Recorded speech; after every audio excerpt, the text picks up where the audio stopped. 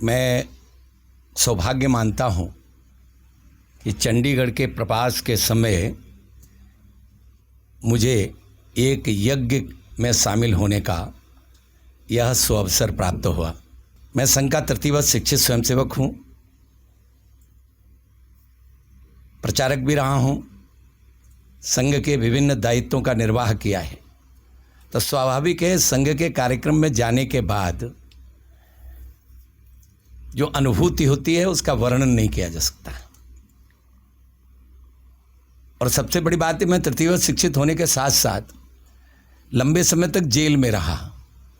तो जेल में भी मैं मुख्य शिक्षक था, वहाँ भी शाखा थी और जैसे ओटीसी होती है उसी तरह वहाँ भी चल रहा था। लगभग 125 लोग जेल में थे लंबे समय तक इमरजेंसी में, तो वहाँ मैं मुख्य शिक्षक था। उससे पहले तृतीयवर्ष कर चुका था, तो वहाँ भी नियुद्ध सिखाता था लोगों को। और इसलिए जब मुझे इन्होंने कहा कि संघ का कार्यक्रम है, तो सच मानो मैंने मान लिया कि हमारा ये जो आज का प्रवास है ये निश्चित रूप से सार्थक हुआ है। मैं साधुवाद देता हूँ संघ के यहाँ सभी पदाधिकारियों को कि उन्होंने ये सुअवसर मुझे दिया है। विषय बहुत अच्छा है, संघ इसीलिए काम करता है, इसी के लिए काम कर रहा है लगातार। हिंदी साहित्य भारती, जिसका मैं अंतर्राष्ट्रीय अध्यक्ष हूँ, देखिए हम अलग अलग प्रकार से काम करते हैं, लेकिन लक्ष्य एक है, परम वैभवन्येतुमेत स्वराष्ट्रम। अपने इस राष्ट्र को परम वैभव के शिखर पर पहुंचाना है। ये परम वैभव के शिखर पर पहुंचेगा कैसे, उसके लिए तमाम प्रकल्प काम कर रहे हैं। क्योंकि जिस तरह से बूंद बूंद से घट भरता है, उसी तरह से सारे प्रयास जब समेकित होकर एक साथ जुड़ेंगे तो 100 वर्ष के इस अंतराल में निश्चित रूप से हम कह सकते हैं इन सब प्रयासों के कारण आज देश की रीति नीति निर्धारित करने का ये काम राष्ट्रीय स्वयंसेवक संघ कर रहा है। और हम उसके एक अवयव हैं, एक घटक हैं। किसी ने हमसे कहा नहीं ऐसा करो, लेकिन हमने स्वयं ही स्वस्फूर्त प्रेरणा से अपनी कमर कसी है। और काहे के लिए कसी है? इस राष्ट्र को परम वैभव के शिखर पर पहुंचाने के लिए। मैं आज हिंदी विभाग में जब बात कर रहा था, वहाँ भी लगभग यही विषय था। तो मैंने एक बात कही, वो यहाँ भी कहता हूँ, याद रखो, अच्छाई या दैवत्व जब निष्क्रिय हो जाता है, सजग नहीं रहता, तो इतिहास गवाह है कि बुराई का शासन हुआ है। बहुत सारे लोग ये सोचते हैं को न होए हमें कहानी। इससे न राष्ट्र का कल्याण होने वाला है और न ही दर्शन और चिंतन और संस्कृति का कल्याण होने वाला है। हम जिस महान संस्कृति के अनुयायी हैं, वो महान संस्कृति एक दिन के अंदर पैदा नहीं हुई। हमारे ऋषियों ने वर्षानुवर्ष तपश्चर्या की, अनुसंधान किए। अनुसंधान करने के पश्चात जिन जीवन मूल्यों को हमें दिया, उन जीवन मूल्यों के सतत चिंतन से, सतत क्रियाशील रहने से एक नई संस्कृति दुनिया को हमने दी। वो संस्कृति है मानवता की संस्कृति। अगर आप ऋग्वेद का एक प्रार्थना, ओम विश्वानि देव सवितिर्दुर्तान पराशुभ यद भद्रम तन्न आशुभ, इसकी व्याख्या करें तो हमारा ऋषि प्रार्थना करता है कि हे परमात्मा, हे परमपिता, हे परम शक्ति, मेरे अंदर जितनी भी दुर्गुण हैं, जितनी भी बुराइयां हैं, वो सारी की सारी बुराइयां समाप्त कर दो। और जितनी भी दुनिया भर की अच्छाइयां हैं, वो सारी की सारी अच्छाइयां मेरे अंदर भर दो, ताकि मैं लोक कल्याण का काम कर सकूं। अब लोक कल्याण का काम होगा कैसे? व्यक्ति के अंदर दो भाव रहते हैं, मैं और हम। हमारी चिंतन धारा हमेशा हम की है, मैं की नहीं। जो मैं के लिए जीते हैं उन्हें राक्षस कहते हैं, उन्हें असुर कहते हैं। अगर उदाहरण देना हो तो आप सबने सुना होगा कि एक बार सारे असुर एकत्र होकर के भगवान के पास गए, बोले भाई रचना तो हम भी आपकी हैं, लेकिन आप हमें वो प्रेम नहीं देते, वो स्नेह नहीं देते जो स्नेह देवताओं को देते हो। इसका क्या कारण है? तो बहुत अच्छा उन्होंने एक आयोजन किया और उन्होंने खीर बनवाई, और जितने भी राक्षस आए थे उन सबके हाथों में एक लंबा सा चमचा बांध दिया और ये कहा ये खीर आप लोग खाइए। बैठा दिया सबको, उनके सामने पात्र रख दिए, बगल बगल सब बैठे थे। तो वो जैसे ही खाना शुरू किए तो अपने को खाने के चक्कर में जो बगल वाला था उसके मुंह में लगाया। वो एक दूसरे को मारते रहे। थोड़ी देर में उनका झगड़ा शुरू हो गया और झगड़ा इस सीमा तक पहुंचा कि जब बाहर निकले तो सब रक्त से भरे हुए थे। इसके बाद थोड़ी देर बाद उन्होंने कहा ये आपका हो गया, अब देवताओं को भेजता हूं। तो उन्होंने देवताओं को बैठाया उसी तरह जैसे राक्षसों को बैठाया था, जैसे असुरों को बैठाया था। तो वहां जितने भी देवता बैठे उन्होंने वो जब उसी तरह उनके भी चमचे बांधे गए, उसी तरह उनके सामने पात्र रखे गए, तो उन्होंने उसको जो बगल में बैठा हुआ था उसको खिलाना शुरू कर दिया। इसने उसको खिलाया, इसने उसको खिलाया, उसने उसको खिलाया, और वो पेट पर हाथ फेरते हुए बाहर आए। उनका कहीं भी खून नहीं निकल रहा था, वो पूरी तरह से अच्छी तरह निकले। तो भगवान ने उनको कहा कि उत्तर मैं दे रहा हूँ, ये देखिए ये अंतर है तुम में और उनमें।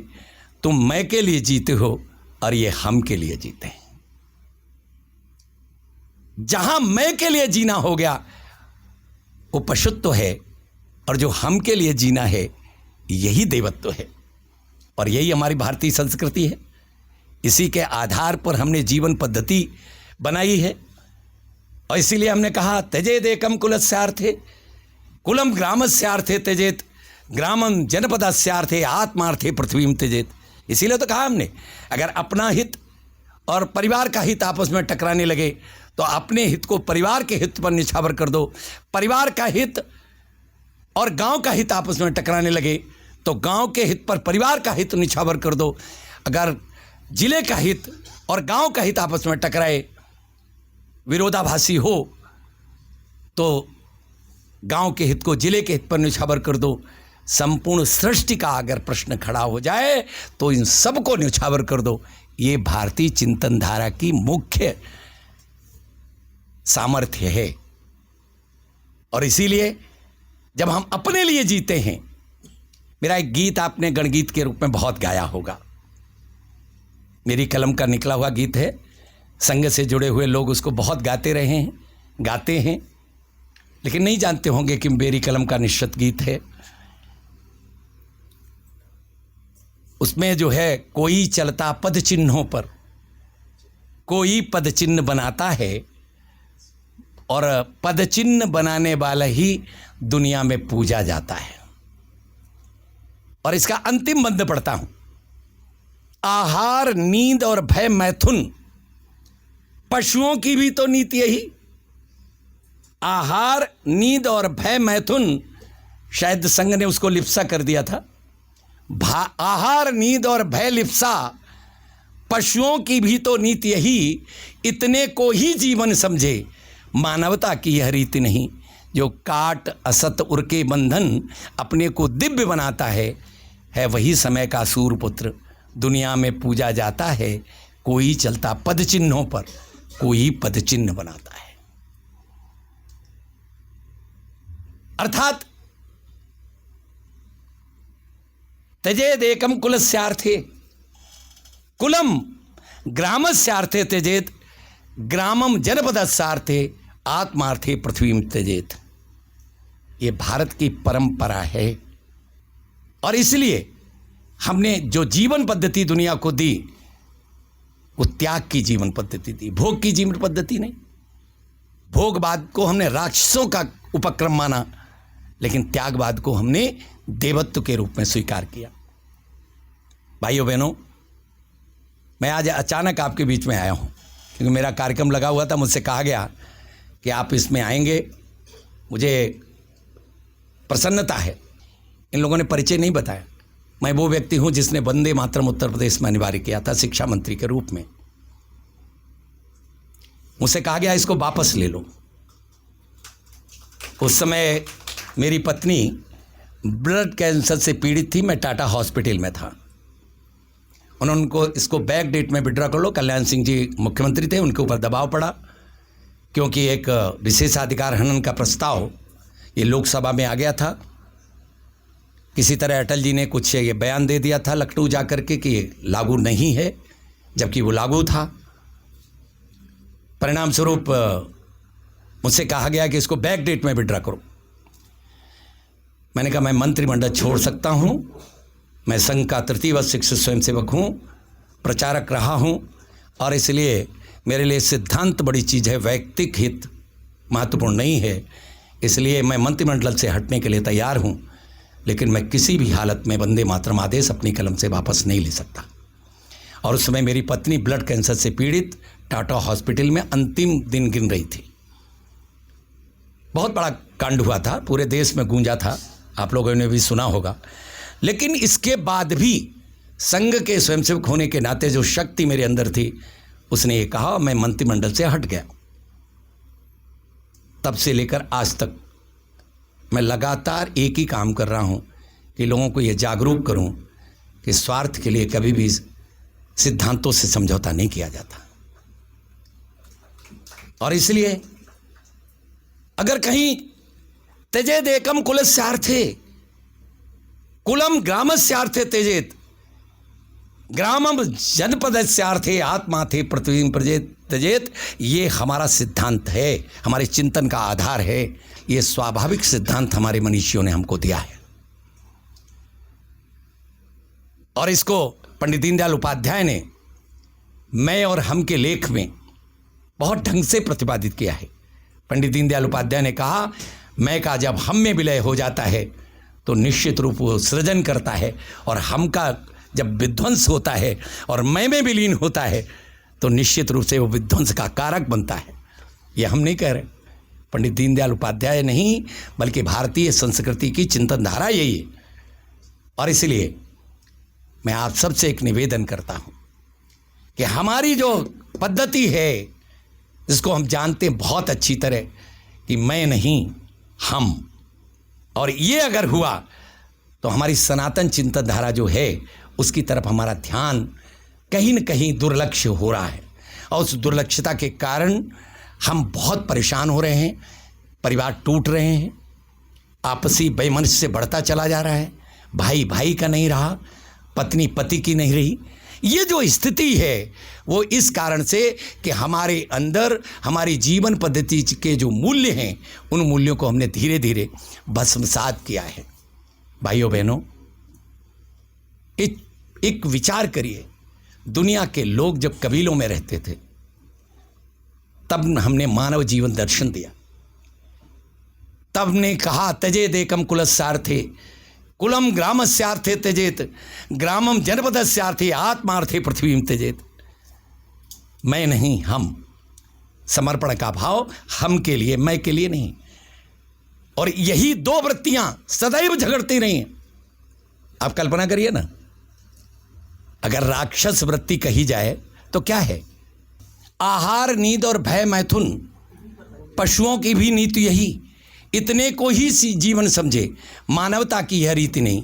जो काट असत उर के बंधन अपने को दिव्य बनाता है वही समय का सूर्यपुत्र दुनिया में पूजा जाता है। कोई चलता पद चिन्हों पर, कोई पद चिन्ह बनाता है। तो पद चिन्ह बनाना ये मैं से हम में जाना है,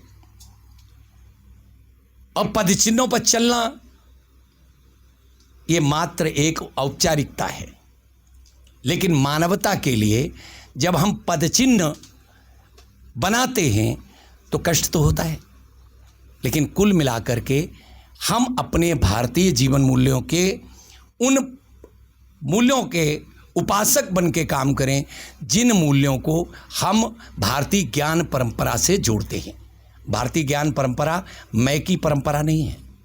भारतीय ज्ञान परंपरा यह हम की परंपरा है, और इसीलिए हमने आत्मा से आत्मा का संबंध जोड़ा।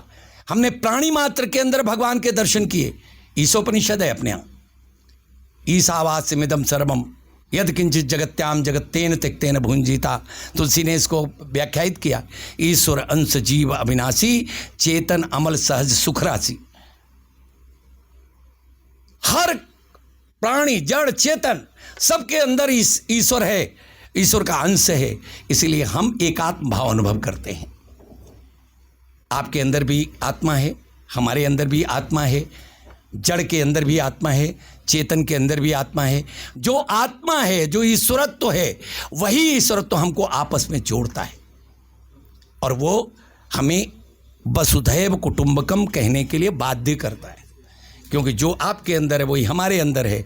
इसलिए ये जो हमारा संबंध है, ये अन्योन्याश्रित संबंध है।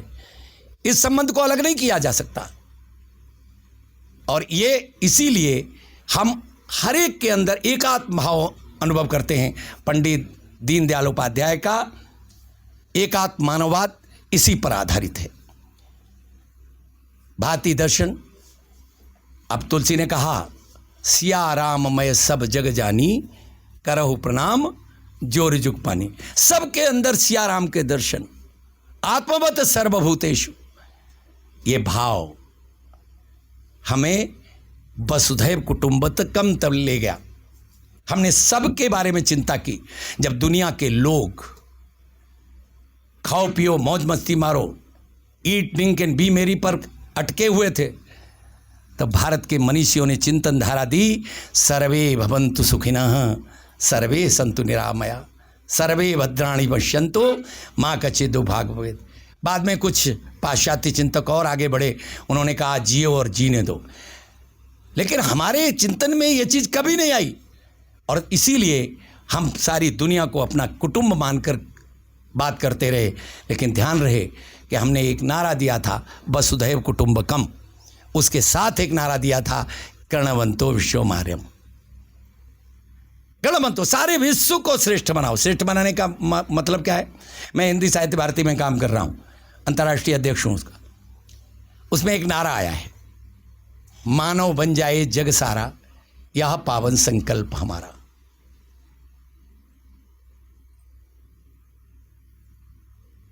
आहार नींद और भय मैथुन, पशुओं की भी तो नीति यही। इतने को ही जीवन समझे, मानवता की यह रीत नहीं। जो काट असत उर के बंधन अपने को दिव्य बनाता है वही समय का सूर्यपुत्र। दुनिया में पूजा जाता है, कोई चलता पद चिन्हों पर, कोई पद चिन्ह बनाता है। भारत पद चिन्ह बनाने का काम करता रहा है। भाइयों बहनों, हमारी ज्ञान परंपरा इतनी श्रेष्ठतम है कि वो मैं का चिंतन नहीं करती, बल्कि हम का चिंतन करती है। इसीलिए चूँकि हम का चिंतन हमने किया, इसलिए दुनिया के सारे लोगों में हमने वो एकात्म भाव अनुभव किया। इसीलिए हमने किसी देश पर कभी आक्रमण नहीं किया। कभी हमने राम गए, राम की लड़ाई यह लंका को जीतने की नहीं थी। राम की लड़ाई क्या थी? निश्चरहीन करो मई भुज उठाए प्रण कीन। सारी दुनिया को निश्चरहीन बनाना है। निश्चरहीन माने क्या? जो आहार नींद भय मैथुन को ही अपना जीवन मानते हैं, इन लोगों को इनके विहीन बना करके हम एक ऐसे समाज की स्थापना करेंगे जो समाज मैं के लिए नहीं, हम के लिए जिएगा। और इसीलिए उन्होंने क्या किया? उस लड़ाई में आप देखिए, आप उनके जीवन को और उनकी लड़ाई को देखिए। रावण को हमने क्या माना? असुर माना कि नहीं माना? उसे कभी देवता माना क्या? लेकिन हाथ पैर नाक कान तो सब ऐसे ही थे ना। क्यों माना हमने उसको असुर? उसे राक्षस क्यों माना? इसलिए राक्षस माना ताकि वो केवल मैं के लिए जीता था, हम के लिए नहीं जीता था। और इसीलिए उस हमको लाने के लिए जब राम वहां जीत गए, इसके बाद भी जब लक्ष्मण ने कहा कितनी सुंदर लंका है, यहां कुछ दिन रह जाते हैं, तो राम जो जवाब देते हैं बड़ा मजेदार है। अपि स्वर्णमयी लंका न मे लक्ष्मण रोचते, जननी जन्मभूमिश्च स्वर्गादपि गरीयसी। लक्ष्मण, ये सोने की लंका हमको रुचिकर नहीं है, ये जननी जन्मभूमि ही हमारे लिए श्रेष्ठतम है। इसलिए यहाँ तो विभीषण का तिलक करो और अयोध्या के लिए वापस चलो। चाहते तो जीत लिया था, राज्य कर सकते थे, कहते थे लक्ष्मण तुम यहाँ ठहरो, मैं अयोध्या जाता हूँ, लेकिन नहीं किया, क्योंकि भारतीय चिंतन धारा इसकी इजाज़त नहीं देती। भारतीय चिंतन धारा तो त्याग की है, समर्पण की है, और इसीलिए तेन त्यक्तेन भुंजिता का संदेश हमारे मनुष्यों ने दिया। भाइयों बहनों, मैं आपसे निवेदन करता हूं कि भारतीय ज्ञान परंपरा श्रेष्ठतम परंपरा है। दुनिया में जितने भी चिंतन हैं वो चिंतन बहुत संकुचित हैं। दुर्भाग्य कि जो संकुचित चिंतन हैं, हम सब विद्वान लोग भी उसको धर्म कहकर संबोधित कर देते हैं। मुझे क्षमा करिएगा, मैं अपना धर्म का निर्वाह कर रहा हूं। दुनिया में जितने भी चिंतन हैं उसमें कोई भी धर्म नहीं है। धर्म और संप्रदाय या पंथ या रिलीजन या मजहब, इसमें बहुत बड़ा अंतर है, बहुत बड़ा अंतर है। किसी भी उपासना पद्धति को स्थापित करना, उसके प्रति आग्रह करना, ये पंथ है, मजहब है, संप्रदाय है, रिलीजन है। जैसे मैं एक प्रश्न करता हूं जहां भी जाता हूं, आप खुद अपने चिंतन में ले लीजिए, मैं आपके सामने केवल कह रहा हूं कि अगर कोई कुरान को ना माने, अल्लाह को ना माने, मोहम्मद साहब को ना माने, तो मुसलमान नहीं हो सकता। कोई अगर बाइबिल को ना माने, ईसा मसीह को ना माने, तो वो ईसाई नहीं हो सकता। कोई अगर शिव को ना माने तो वो शैव नहीं हो सकता। कोई अगर महावीर को ना माने तो जैन नहीं हो सकता। भगवान बुद्ध को ना माने तो बौद्ध नहीं हो सकता। हो सकता है क्या? और इनकी स्थापना का समय निश्चित है। किसने स्थापना की यह भी तय है। यहां बैठे आप लोग विचार करिएगा, इस्लाम की स्थापना कब की, किसने की, यह आपको मालूम है। ईसाई पंथ की स्थापना किसने की, कब की, आपको मालूम है। लेकिन कोई इनमें से बता सकता है कि सनातन की स्थापना किसने की, कब हुई, और क्या ऐसी चीज है जो हम ना माने तो सनातन के नहीं हो सकते? है कोई समझ में आता है क्या? हम भगवान को मानते हैं, आस्तिक हैं तो भी सनातनी हैं, हम नास्तिक हैं तो भी सनातनी हैं, हम भगवान कृष्ण के उपासक तो भी सनातनी हैं, और हम अनीश्वरवादी हैं, मानते ही नहीं ईश्वर की सत्ता को, तो भी क्या आपको सनातन से अलग कर दिया जाएगा? हम मूर्ति पूजते हैं तो भी सनातनी हैं, और आर्य समाजी होकर के हम मूर्तियों का विरोध करते हैं तो भी सनातनी हैं। बोलो हैं कि नहीं? कोई ऐसी चीज है जो आप कह सकते हो कि ये ना मानो तो आप सनातनी नहीं रह जाओगे? अच्छा, एक बात और, इसकी स्थापना कब हुई, कोई बता सकता है क्या? यहाँ सारे प्रोफेसर्स बैठे हैं, चिंतक बैठे हैं, जरा हमें हो सकता है अज्ञानता बस ना मालूम हो, तो आप बता दीजिए ना कि सनातन को किसने स्थापित किया, कब स्थापित किया? कोई बता सकता है क्या? नहीं। अगर आप पढ़ोगे तो आपको समझ में आएगा। भारतीय चिंतन धारा में स्पष्ट शब्दों में जो हमारे शास्त्र हैं वो साफ कहते हैं कि जब एक विराट पुरुष पैदा हुआ, उसने कहा एको हम बहुश्यामि, मैं अकेला हूँ, बहुत हो जाएं, और सृष्टि के रचना का काल प्रारंभ हुआ तो सबसे पहले प्रकृति हुई। प्रकृति से जो विकास का क्रम है, भले ही लोग मानते हो कि उनके पूर्वज बंदर रहे होंगे, लेकिन हमारे पूर्वज तो बंदर नहीं थे। बहुत दावे के साथ मैं कह सकता हूँ हमारे पूर्वज तो या तो मनु और श्रद्धा थे, जिस प्रलय के बाद मनु और श्रद्धा बचे, उनके माध्यम से, चूंकि मनु की संतानें हम हैं, इसलिए हम मनुष्य अपने आप को कहते हैं। वो लोग कहते हैं ना। अच्छा, उससे पहले जब सृष्टि की रचना हुई, ये तो प्रलय की बात, तब भी जो हमारे यहाँ का चिंतन है वो बिल्कुल अलग है कि कैसे सृष्टि की रचना हुई, किन माध्यमों से हुई। आज विज्ञान ने उसको सिद्ध किया है कि भारत का जो चिंतन है सृष्टि की रचना का आधार हुई है। हमारे पूर्वज कभी बंदर नहीं रहे, हम उस विकास क्रम में नहीं हैं। और अगर बंदर रहे होते तो अब बंदर क्यों हैं? ये सब मनुष्य बन गए होते। क्यों नहीं बने?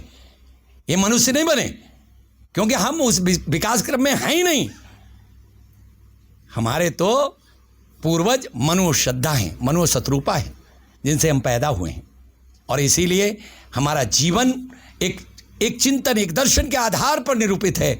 हम अपने लिए नहीं जीते बल्कि सर्व के लिए जीते हैं। इसीलिए जब वहाँ ये चिंतन चला पाश्चात्य देशों में, ईट ड्रिंक एंड बी मेरी, खाओ पियो मौज मस्ती मारो, थोड़ा सा आगे बढ़े, कह दिया जब तक जियो और जीने दो। लेकिन हमारे यहाँ भी इस तरह का एक चिंतन आया, चारवाक दर्शन आया। चारवाक दर्शन ने कहा यावत जीवेत सुखम जीवेत रणम कृता कृतम पीवेत भस्मी भूत से देह से पुनरागमनम कुतः। जब तक जियो सुख चैन से जियो, उधार लेकर के घी पीना पड़े पियो, पुनर्जन्म होता कि नहीं होता किसने देखा? मैं आपसे पूछना चाहता हूं भाइयों बहनों, क्या भारतवर्ष ने इस चिंतन धारा को कभी स्वीकार किया क्या? इस चिंतन धारा को भारतवर्ष ने कभी स्वीकार नहीं किया। किस चिंतन धारा को स्वीकार किया? तजेत एकम कुलस्यार्थे कुलम ग्रामस्यार्थे त्यजेत ग्रामम जनपदस्यार्थे आत्मार्थे पृथ्वीम त्यजेत। ये एक भाव, ये भारत की ज्ञान परंपरा का भाव है। इसीलिए वेद ने प्रारंभ ही कहा, हे प्रभु मेरे अंदर जितनी बुराइयां हैं वो सारी की सारी बुराइयां समाप्त कर दो, और जितनी दुनिया की अच्छाइयां हैं वो सारी की सारी अच्छाइयां मेरे अंदर भर दो, ताकि हम लोग का कल्याण कर सकें, अपने लिए नहीं। इसीलिए हमारे मनीषियों ने कहा सर्वे भवन्तु सुखिना सर्वे सन्तु निरामया सर्वे भद्राणि पश्यन्तु माँ कचित् दुःख भाग् भवेत्। इसीलिए हमारे मनीषियों ने कहा ओम सहना भवतु सहनौ भुनक्तु सह वीर्यं करवावहै तेजस्विनावधीतमस्तु मा विद्विषावहै। ये चिंतन का आधार, ये ज्ञान परंपरा हमारी। इसीलिए हमारे यहाँ बलिदान की वो परंपरा है कि अगर समाज कल्याण के लिए दधीच को हड्डियां दान करनी पड़ती हैं तो अपना जीवन उत्सर्ग करके हमारा ऋषि अपनी हड्डियां दान कर देता है, चिंता नहीं करता। मेरा एक महाकाव्य आया है, उस पर कई पीएचडी हो चुकी हैं। राम के सबसे छोटे भाई शत्रुघ्न के ऊपर महाकाव्य है। उसमें प्रसंग आया भगवान के अवतरण का। तो उसमें पार्वती को जब शिव सुना रहे हैं कि भगवान भारत में पैदा होता है, तो उन्होंने प्रश्न पूछ लिया जिज्ञासा बस, भगवान ये तो बताओ, ये सारी दुनिया तो उन्हीं की है, भगवान की ही, तो भारत में ही भगवान क्यों पैदा होता है, दुनिया में क्यों नहीं पैदा होता है? तो बहुत अच्छा वर्णन आया उसमें, पूरा इसका प्राकृतिक वर्णन, इसका आध्यात्मिक वर्णन, सारे वर्णन करते हुए भगवान शंकर कहते हैं हे पार्वती, भगवान को आना किस लिए है? उन्होंने आश्वस्ति क्या दी है? उन्होंने कहा परित्राणाय साधूनाम विनाशाय च दुष्कृताम धर्म संस्थापनार्थाय संभवामि युगे युगे। जब जब होए धर्म की हानि, बाढ़ें असुर अधम अभिमानी, तब तब प्रभुधरि विविध शरीरा हरहि कृपानिधि सज्जन पीरा। क्या आश्वस्ति है, क्या वचन है? परित्राणाय साधुना और विनाशाय जो दुष्कृताम। तो ये करने के लिए कर्म करना पड़ेगा कि नहीं करना पड़ेगा? और क्या करना है उन्हें? धर्म संस्थापनार्थाय, धर्म की संस्थापना करनी है, अधर्म का नाश करना है, तो काम करना पड़ेगा। इसलिए भारत यह कर्म भूमि है, दुनिया भोग भूमि है। इसलिए भगवान को भारत में ही आना है, क्योंकि उन्हें धर्म की स्थापना करनी है। ये हमारे चिंतन का आधार है। और इसीलिए मैं नहीं हम, ये चिंतन हमारा प्रमुख है। तभी हम कह पाते हैं तेन त्यक्तेन भुंजीता। हम केवल कस्टोडियन हैं, जो हमारे पास है ये उसका हम केवल रखरखाव करने वाले हैं। इसलिए त्याग पूर्वक उपभोग करने की मनीषा हमको आदेश देती है और कहती है कि आप त्याग पूर्वक उपभोग करो। दुर्भाग्य है इस देश का कि धर्म और पंथ एक कर दिया गया। हमारे ही विद्वान बैठे हैं बहुत सारे, मुझे क्षमा करिएगा, मैं अक्सर इन लोगों से जब बात करता हूँ, कई लेखकों से बात करता हूँ, तमाम सेमिनार्स में जाता हूँ तो वहाँ भाषण सुनता हूँ कि ये तमाम धर्म, ये अनेक धर्म, इनके प्रति हमारी धार्मिक सहिष्णुता है। मैं पूछता हूँ, ये प्रभु धर्म कैसे अलग अलग हो गए? ये धर्म नहीं है, उपासना पद्धति यह केवल संप्रदाय हैं, मजहब हैं, रिलीजन है। धर्म तो एक जीवन पद्धति है जो भारत की धरती ने दुनिया को दी है। और इसीलिए मैं एक बात और कह करके अपनी वाणी को विराम दूंगा। छोटी सी बात और है। अच्छा, एक बात बताइए, अभी एक यहाँ घटना घटी थी उत्तराखंड में। एक बच्चे ने कहा कि हमारे पिताश्री वो हैं, याद आ गया होगा आपको, नाम लेने के लिए नहीं कहूँगा। बच्चे ने कहा हमारे पिताश्री वो हैं, कई बार मुख्यमंत्री रह चुके, बाकी सब है उनका।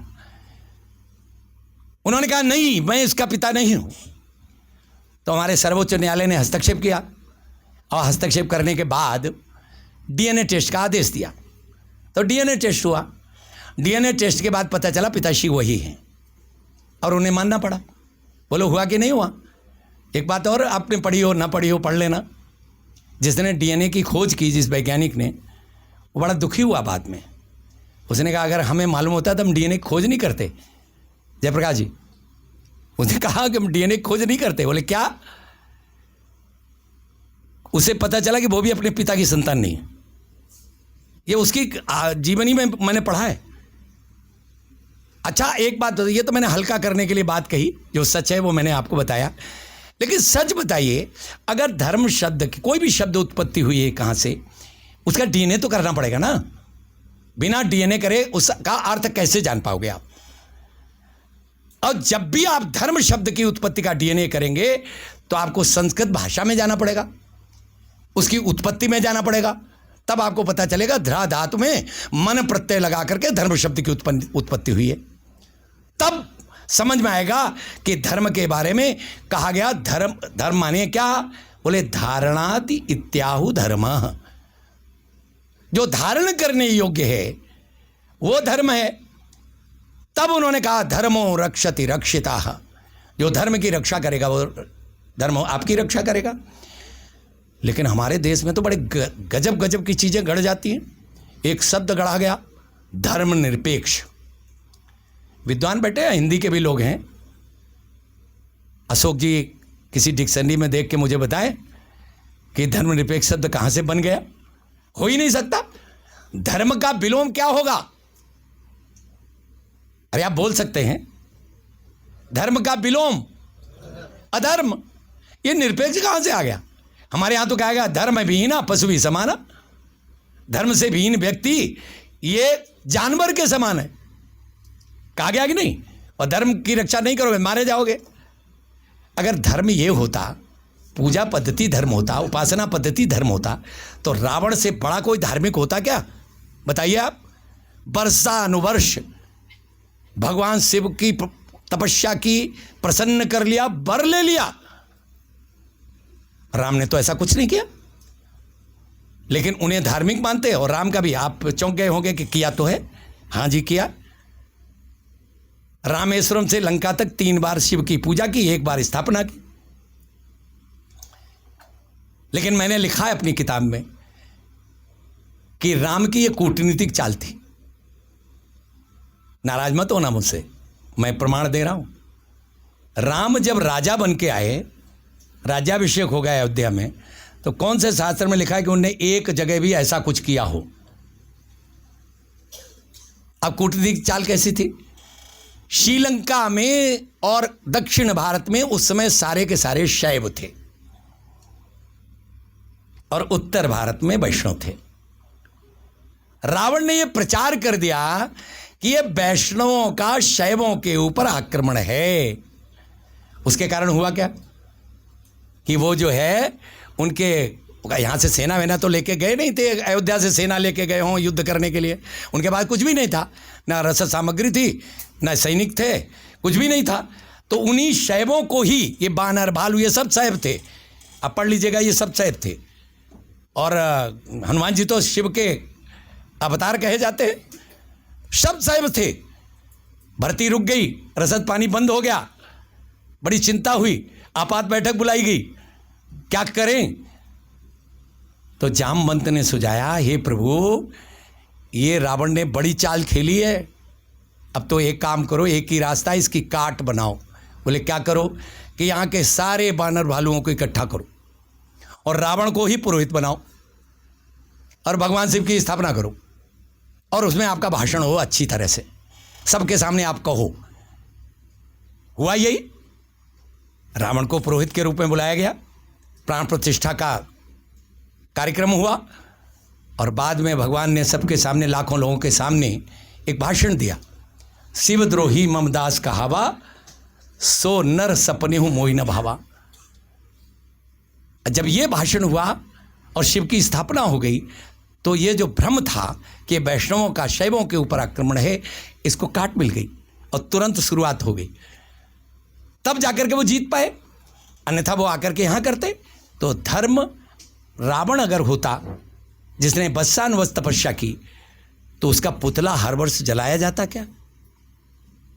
हम राम को भगवान मानते हैं और रावण को राक्षस मानते हैं, जबकि उत्तम कुल पुलस्त कर नाती, उत्तम कुल में पैदा हुआ, पुलस्त ऋषि का नाती था, प्रकांड पंडित। आज तक उसका जो है शिव स्तोत्र गूंजता है हमारे देश के अंदर। भृगु संहिता रावण के नाम पर बांची जाती है। इतना प्रकांड पंडित, इतना तपश्चर्या करने वाला व्यक्ति, उसको कभी हमने धार्मिक नहीं कहा। धर्म तो एक जीवन पद्धति है, वो जीवन पद्धति भारतीय ज्ञान परंपरा का आधार है। वो जीवन पद्धति क्या? मैं नहीं, हम। लोक कल्याणक विचार, यही अपने जीवन की पद्धति है। बड़े भाग मानुष तन पावा, सुर दुर्लभ सदग्रंथन गावा। बड़े एकमात्र मानव एक ऐसी योनि है जो नर से नारायण की यात्रा कर सकती है। बाकी कोई है योनि क्या जो कुछ बहुत अपने आप में अपने आप की उन्नति कर ले? है क्या? नहीं है, केवल मानव है। बड़ी मुश्किल से आपको जाने कितनी आपने पुण्य किए होंगे जिसके कारण आपको यह मानव की योनि मिली। दूसरा भारत में मिली। भारत क्या है? बस यही आपको व्याख्यायित करते हुए अपनी वाणी को विराम दूंगा, क्योंकि काफी देर हो गई है। लोग कहते हैं भरत से भारत बना, लेकिन जरा ऋग्वेद उठा लीजिएगा। ऋग्वेद में भारत शब्द का प्रयोग कई बार हुआ, बाकी वेदों में भी हुआ है, और भारत की परिभाषा दी गई उसमें। भा माने ज्ञान, रत माने रमा हुआ। जो ज्ञान की खोज में सतत रमा हुआ है वो भारत है। दूसरा, और उन्होंने और व्याख्यायित किया हमारे ऋषियों ने, उन्होंने कहा भाई यानी क्या? प्रकाश यानी ज्ञान यानी सत्व, अर्थात सत गुण। तीन है ना, सत रज तम। तो सत जो गुण है वो ज्ञान है, विवेक है। और दूसरा र, ये रजोगुण का प्रतीक है, और त तमोगुण का प्रतीक है। इन तीनों का सामंजस्य, इन तीनों का समुच्चय, यह भारत की ज्ञान परंपरा का आधार है। लेकिन इनका जब तक संतुलन बना रहेगा तब तक मानव जीवन या समाज या देश यह कल्याणकारी कार्यों में निबद्ध रहेगा। लेकिन जैसे ही इनका असंतुलन होगा, जिस तरह से शरीर में त्रिदोष हैं, कफ, पित्त और वात, आयुर्वेद पढ़िए तो उसमें आपको मिलेगा, ये 3 दोष हैं, ये 3 दोष। लेकिन अगर इसकी न्यूनता हो जाए तो खतरनाक है, इनका आधिक्य हो जाए तो खतरनाक है। जब तक इनका संतुलन बना रहेगा, अनुपात ठीक रहेगा, तब तक मनुष्य का जीवन स्वस्थ रहेगा, निरोगी रहेगा। लेकिन जैसे ही इनका असंतुलन होगा, वैसे ही मनुष्य रोगी हो जाएगा। इसी तरह से मानव जीवन में भी 6 विकार हैं, 6 विकार। कौन से? काम, क्रोध, लोभ, मोह, मद, मत्सर। ये 3 जो गुण हैं उन्हीं से उत्पन्न हुए, उन गुणों से उत्पन्न हुए। ये जो है, इन 6 विकारों का जीवन में होना ये नितांत आवश्यक है। इनका समापन खतरनाक है और इनका आधिक्य ये खतरनाक है। इनका जब तक संतुलन बना रहेगा, तब तक समाज, राष्ट्र यह बीमार नहीं होगा। और जैसे ही इनका संतुलन बिगड़ेगा, वैसे ही समाज बीमार हो जाएगा। भारतीय ज्ञान परंपरा उद्घोष यही करती है कि इनका संतुलन बनाकर रखो। सृजन के लिए किया गया क्रोध यह लाभकारी है, लेकिन विध्वंस के लिए किया गया क्रोध यह विनाशकारी है।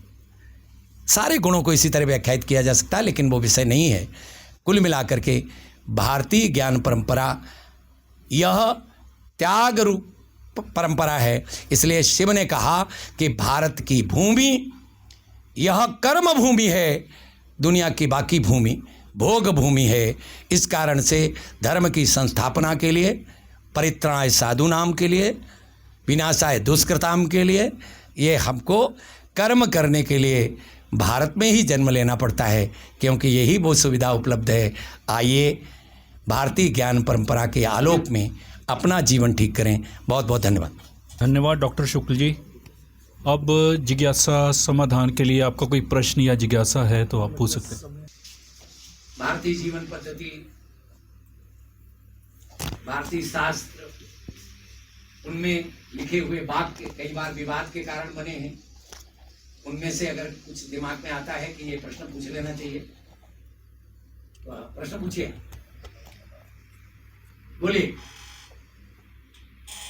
जिज्ञासा जिनके अंदर नहीं होती वो बहुत सीख नहीं पाते हैं, इसलिए ध्यान रखें, जिज्ञासा जरूरी है। कृपया जरूर पूछें, प्रश्न करें। अभी है कौन उठे, पहले कौन कहे? हाँ, बहुत अच्छा।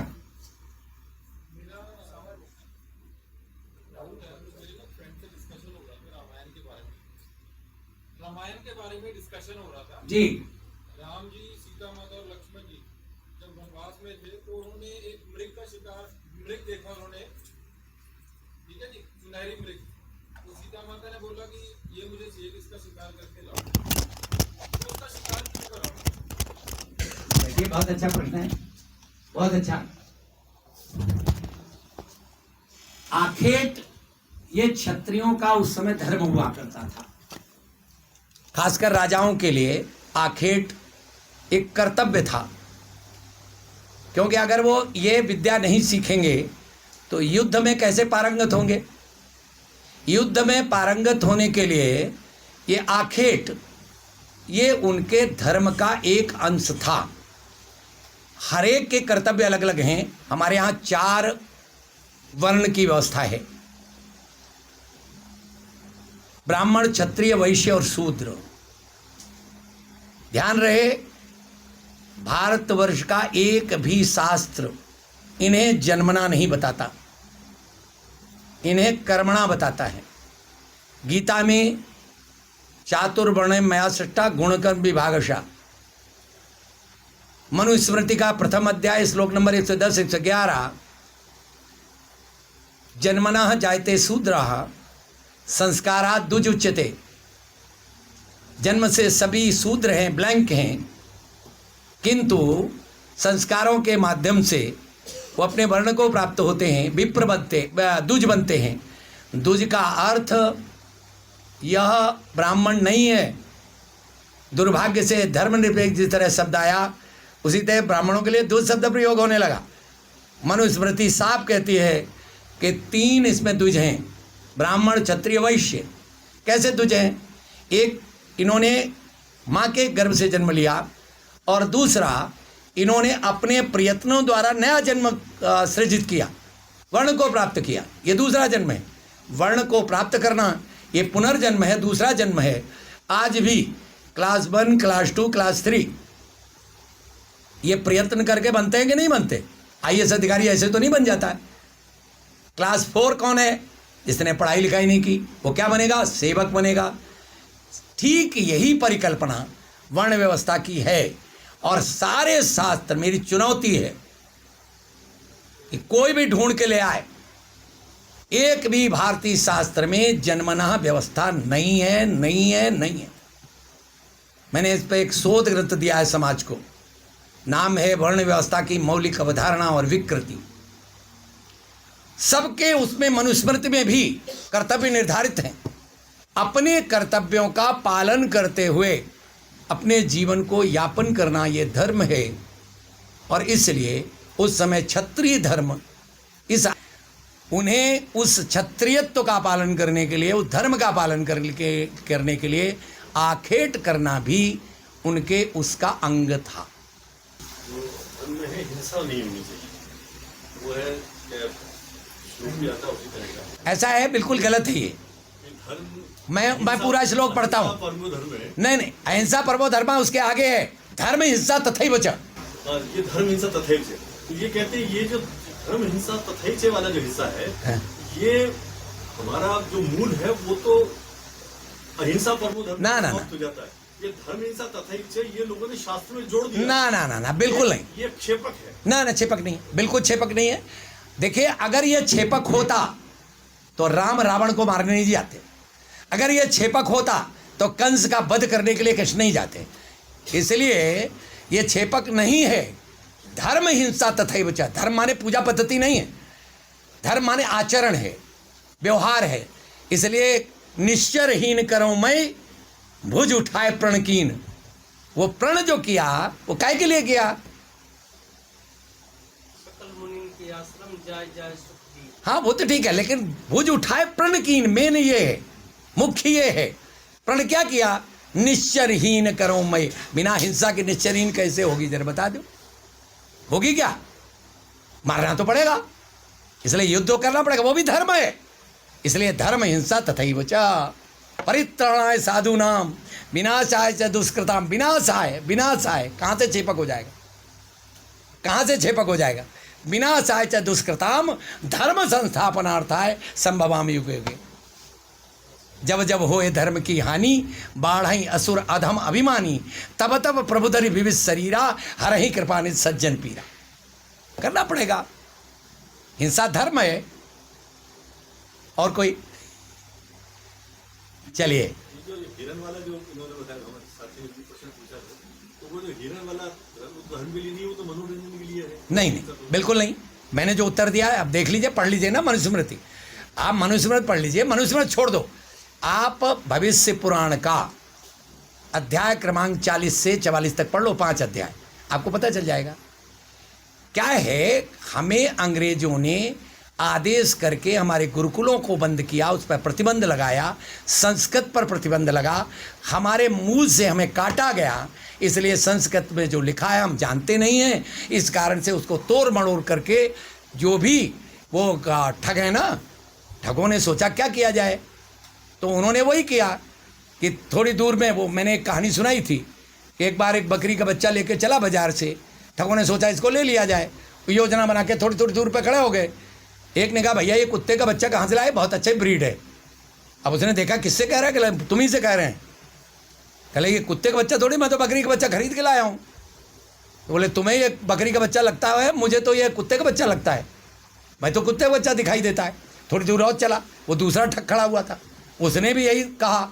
तीसरा ठग खड़ा तो उसने भी यही कहा। चौथे ठग ने जब ये कहा तो इसने सोचा हो सकता है हमारी खोपड़ी खराब हो, इससे अच्छा जांच कराएं। उसने फेंक दिया और पता चला ठगों ने उसे उठा लिया। उनको जो काम था वो बन गया। इस हिंदुस्तान में स्वतंत्रता के बाद इन ठगों ने यही किया है, हमें मूल से काट दिया। वो जो लॉर्ड मैकाले और उनकी टीम ने किया, लॉर्ड मैकाले के मानस पुत्रों ने उससे ज्यादा नुकसान किया। अंतिम प्रश्न।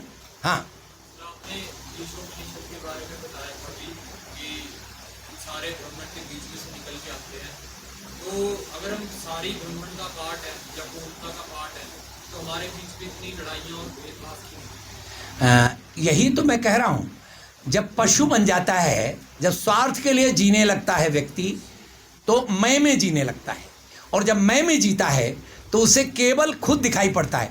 राक्षस भी तो उसी यही आंख नाक कान ऐसे ही तो थे, लेकिन उनको ये बात समझ में नहीं आई।